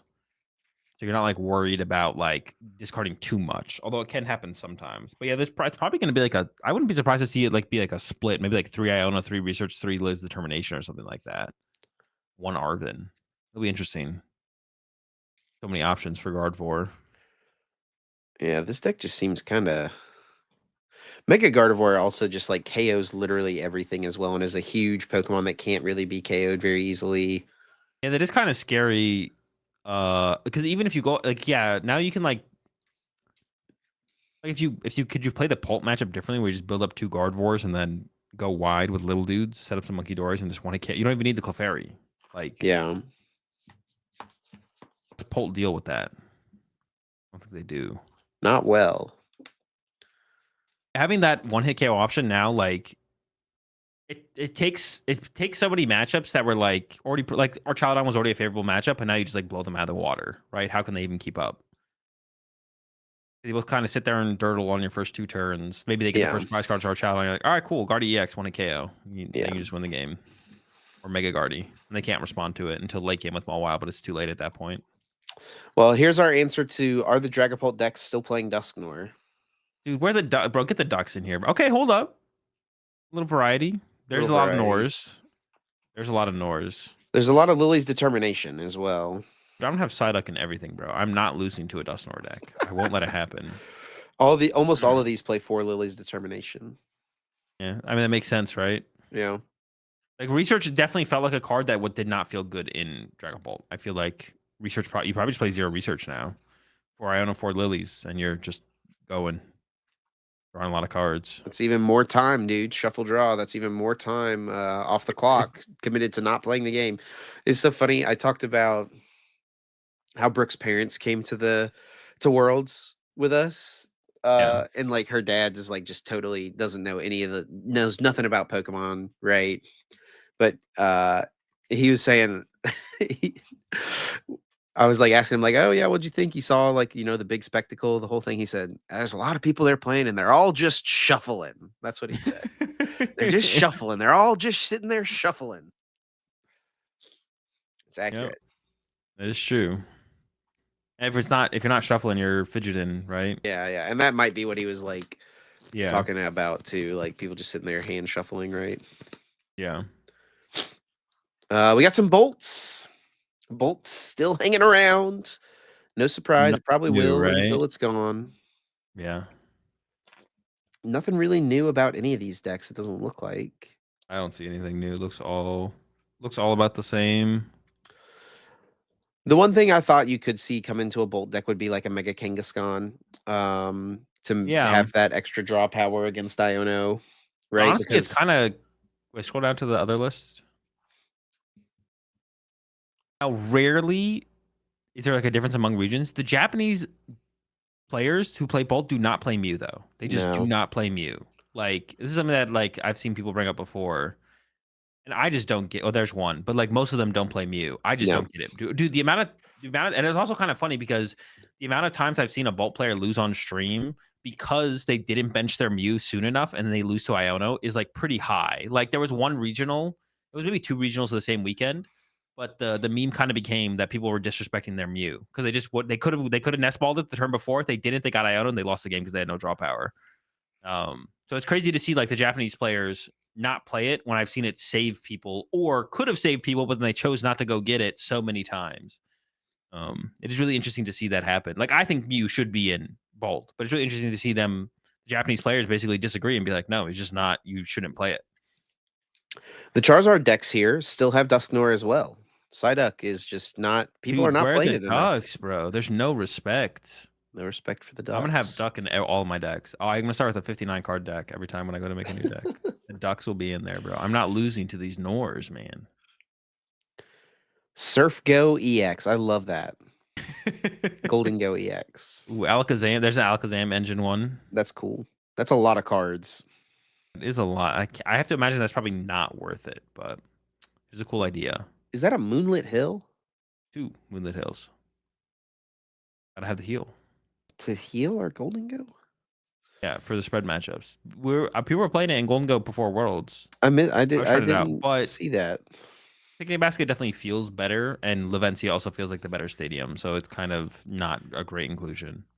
Here's the Golden Go Joltik box deck. Golden Go Sarah Ledge. This actually looks like just literally the list that won Worlds and Seniors, I'm pretty sure. Might be the exact same 60. Fuguan.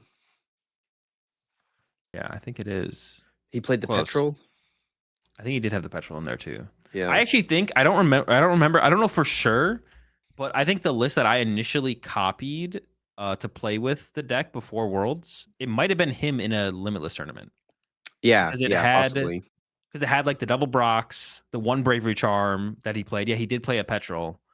I don't know if the list that I copied on Limitless had a petrol, but it had like the one turn. Like it's literally like I'm looking at has 60 that he used to win Worlds, and it's like almost his exact 60.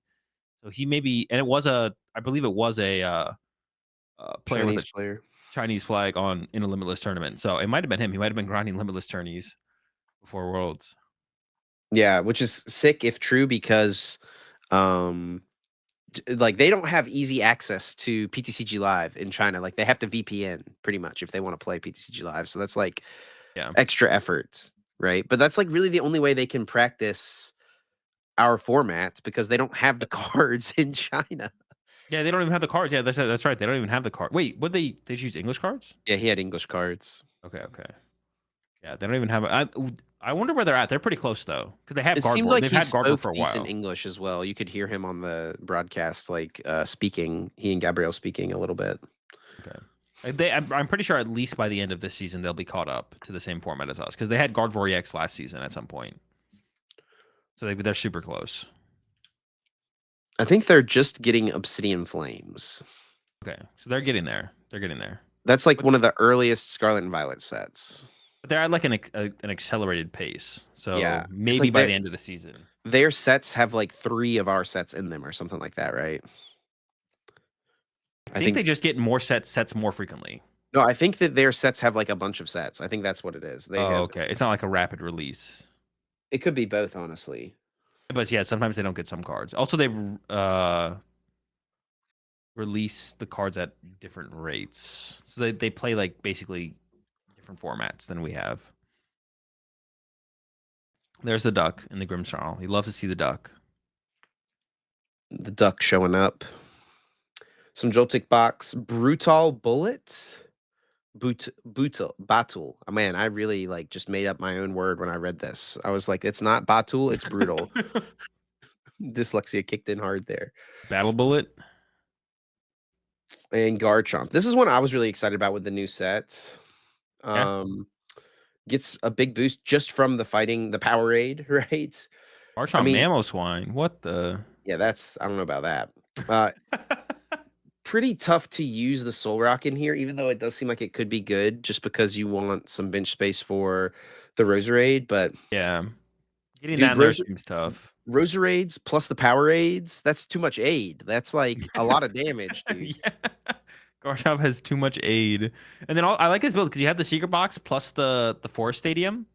So you can like aggressively get like one of the things that would happen with Garchomp is your opponent could be like, oh, if I KO your Roserade this turn, you can't KO me with Garchomp. But now you have the Plant Stadium and the drink. Like you have a lot of boost for damage out of nowhere.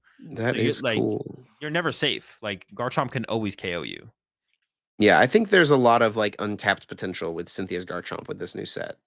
Yeah, this like gives you. This is the way like I like the deck. I think like last format the Monkey Dory build was probably the better way to play the deck, but it gives like the more range to the potential ways you can play the deck for sure now. Reboot to the Hop Zacian straight into our Chaladon. Another one I'm excited for with the Mega Mawile. Yeah, these are not the Poison Dong builds. Oh, they got the new metal tool in there. It's an item card. Item card, yeah. Was it reduced 30 damage to all your metal Pokemon during opponent's next turn? Yeah. So I think generally like those type of effects are not very good. I think the last time one was good was Defender in ZPST. And even then it was like questionably good in ZPST. Yeah, because also, but wouldn't Defender, it would reduce the damage you would do to yourself, right? Yeah. It would reduce the damage your Zekrom does to itself. Yeah, and that's not how this would even work. Yeah, I remember for the regional that year I played a ZPST list with 4 defenders. So you could defend your damage and then Reshiram couldn't KO you back, I think was my idea. How'd it work out for you? Lost in top 32 to a Reshiram deck. I lost to Reshibor. Lost to the Reshibor. But yeah, I'm excited to try this deck out. What is that stadium? I forgot that It's stadium is. the Rockets Watchtower. A different artwork? No, it's just Rockets Watchtower. Am I trolling? Yeah, definitely. That stadium right there in front of us. Oh, dude, they definitely just wrote the wrong card on their deck list. That's Rockets Factory. What does that do? It's the one that you draw more cards when you play a. Oh wait, no, it's not Rockets Factory. Yeah, what is this card? Wait, That's what I'm this saying. card? I know what the cards look like, or I thought I did. Oh, is it a card in the new set? I don't know. I thought it was Watchtower. Hold up. I'm looking up all the legal stadiums. It is not a legal stadium.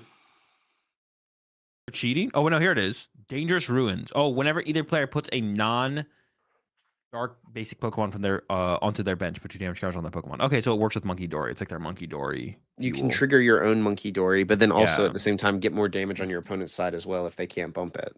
Yeah, so instead of playing the bombs in there, instead of playing the Team Rocket's bombs. So it is a new card coming out. And we're almost to the end here. Actually, we are right at the end. We've got a Flareon deck. Booster EX. And this one, 4 Iono. Never mind. I was gonna say it's pretty standard. That's not true though. It's a lot of Iono.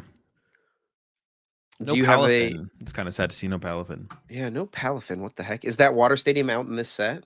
Yeah. 250 still not enough, dude. Yeah, I'm not gonna take too much away from these results. I'm not gonna think about them too hard, but it is always like I gotta like stop being disappointed by early results from Japan because they're usually kind of disappointing. Like you see them and you're like, oh, the same decks, but then I feel like stuff does evolve quite a bit past that for sure. So just gonna have to wait and see. Do you have a favorite deck of the ones we just looked at? Honestly, just kind of the stuff with Soul Rock and Lunatone, Lucario, Mega Lucario, I think for sure. Then, yeah. I think for me, it's the Garchomp deck and the Hydrapple. I didn't know Soul Rock could swing like that. You choose second, you just start doing 70 damage turn 1. That's kind of gross. Yeah, it's not bad. Yeah. But then it's going to turn out and let Mega Lucario just kind of suck. Maybe giving up 3 prize cards, like the way it just feels in the meta, it just feels really bad. Yeah, Maybe that's why you give up 2 prize cards with Garchomp. Yeah, but you don't get to attack turn 1 for 70. Oh, how much does Gibble do? Gibble does 30, bro. Oh, okay. But can we somehow do like plus 10 without? Oh, Vitality Band. Yo, there needs to be a Vitality Band in here. Arvin? Actually, though, wait, does Gibble actually do 30? I think it might be a coin. Oh, it's 20. Why is he only do 20, bro? So you need double booster, anyways, I guess. But that's not impossible to get. You could still get double booster. Protein shake, whatever it's called. Donk some fools. Powerade. Powerade. Powerade and Roserade. I'm not sure about that Toad Scroll in there, though. I guess you kind of need it for the Golden Go matchup, though. There was no Golden Go decks in this. Yeah, there were. Surf Go EX. Oh, yeah, Surf Go EX. We just kind of went past them pretty quick. We did go kind of quick over the Golden Go and the Marnie's Grimmsnarl. There's not much to see, though. It's just Golden Go and Marnie's Grimmsnarl. We've seen these before. Yeah. Nothing cool, nothing interesting. Nothing new. Nope. So probably pretty good. All right. Well, I guess one takeaway would be Golden Go won a lot of these. Compared to all the other decks, Golden Go definitely won more of these tournaments than any other archetype. Yeah. Looking at this. So that's maybe a big takeaway here.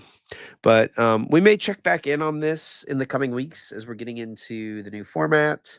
I think City Leagues will probably start up again before we get the cards, so we'll probably take a look at those whenever they come back. So, um, but yeah, Azul, you got any thoughts or anything for the people before we get out of here and go over to our bonus episode? No, send us out. Well, thanks a bunch to everyone for listening, as always, and appreciate your support. If you do enjoy the podcast, be sure to leave us a like, a review, rating, comment, subscribe. All those things help us out a bunch. Let us know you're enjoying the content and help for more people to discover it as well. Thanks again to Dragon Shield, as always. Use that code UEPOD when you're placing your orders. Get 5% off. And if you want to stay up to date with myself and Azul, you can do it over on X. You can follow myself at Chip Ritchie, Azul at Azul_GG. And then you can follow the podcast at Uncommon_Energy. Yep. Appreciate the support as always. And we'll catch y'all next Wednesday, 7 a.m. Eastern.